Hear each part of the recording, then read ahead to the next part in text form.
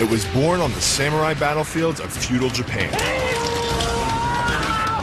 Used in warfare for centuries, it's become a key component of mixed martial arts.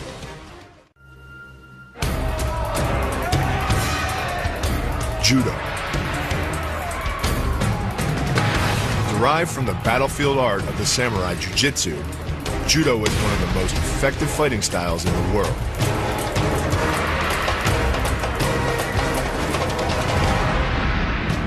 And it was born here, in the island nation of Japan. When did Judo first evolve from Jiu-Jitsu? Professor Jigoro Kano, Japanese educator and a great jiu-jitsu expert, is credited as the founder of Judo.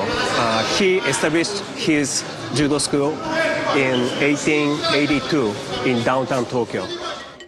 Kano grew up schooled in jiu-jitsu, but his goal was to take the overly complicated, centuries-old techniques and streamline them. First, Kano eliminated all the moves that relied only on superior strength, as well as the gouges and weapons techniques, and focused on the core of jiu-jitsu, using your opponent's own momentum to throw him to the ground, and then using ground techniques to gain submission. The key to the double is to hit your opponent below his rib cage, which knocks him off his center of gravity. Wrapping your arms around his legs prevents him from regaining it.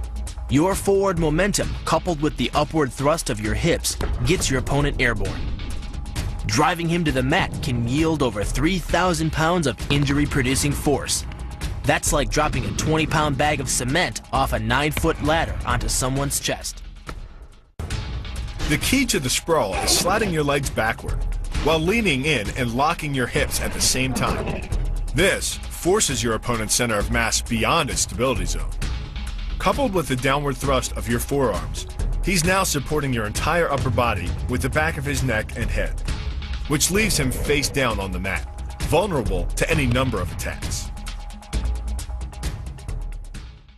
The hip throw capitalizes on the body mechanics of both you and your opponent. Thrusting your hips into your opponent's waist creates a pivot point around which his arm is the lever.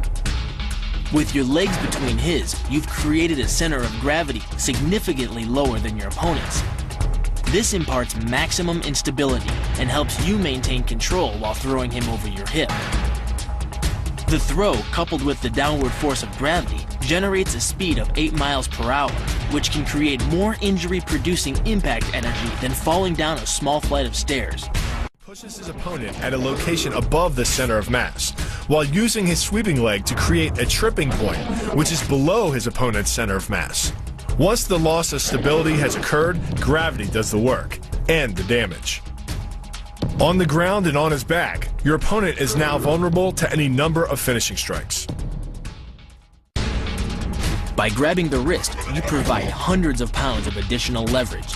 This reduces your opponent's ground weight by half and allows you to more easily knock your opponent off balance.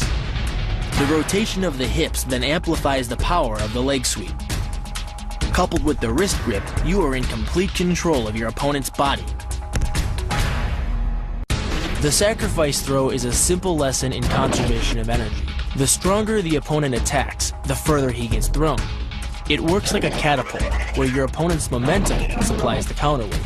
The faster he's going, the further he's going to fly, and the harder he's going to land.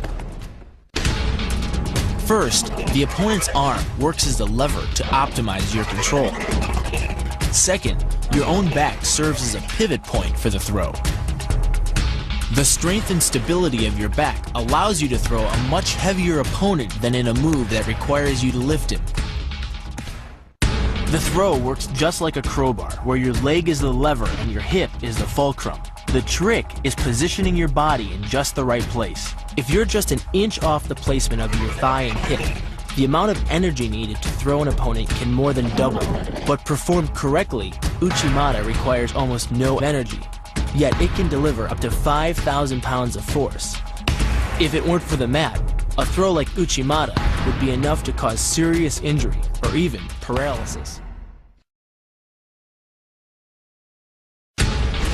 By bending the elbow across the fulcrum of your hips, you're subjecting the weak joint to the leverage of two strong forces: the pull of your thighs on his shoulder and your hands on his wrists.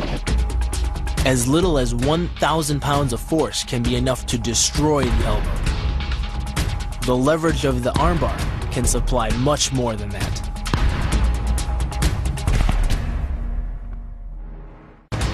The armbar is a combination of two levers. While your legs push up on your opponent's neck, your arms apply downward pressure to his trapped wrist. The opposing forces turn the elbow into an ad hoc fulcrum point. The armbar can result in a complete destruction of the elbow's articulating structures. This move uses your opponent's arm as a lever working against him.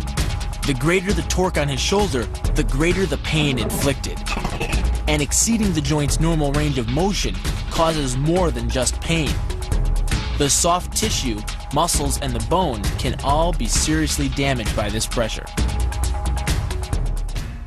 The key to this move is turning your opponent's lower arm into a lever. By grabbing his arm during the initial attack, you set up the lever such that direct loading to his elbow joint is achieved. Once the elbow is locked and loaded, you can pull a much heavier opponent off balance by simply lowering your center of weight.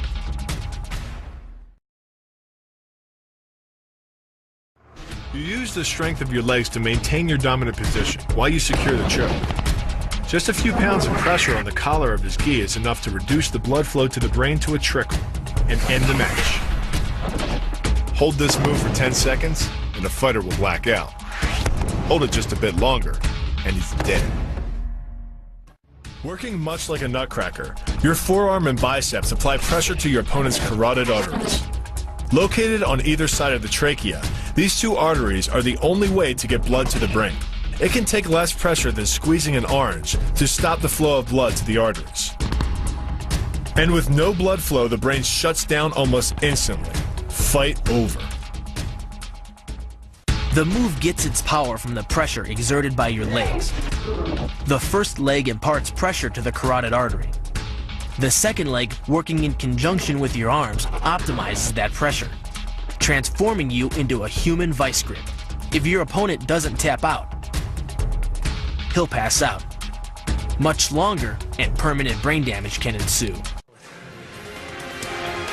And on the mat, we can just walk away, wiser and uninjured. This guy's good! But we've learned that there's more to judo than just a sport. It doesn't end in the dojo. It's a real martial art, one with its feet firmly planted in the bloody conflicts of feudal Japan, one that reveals the true science of the samurai.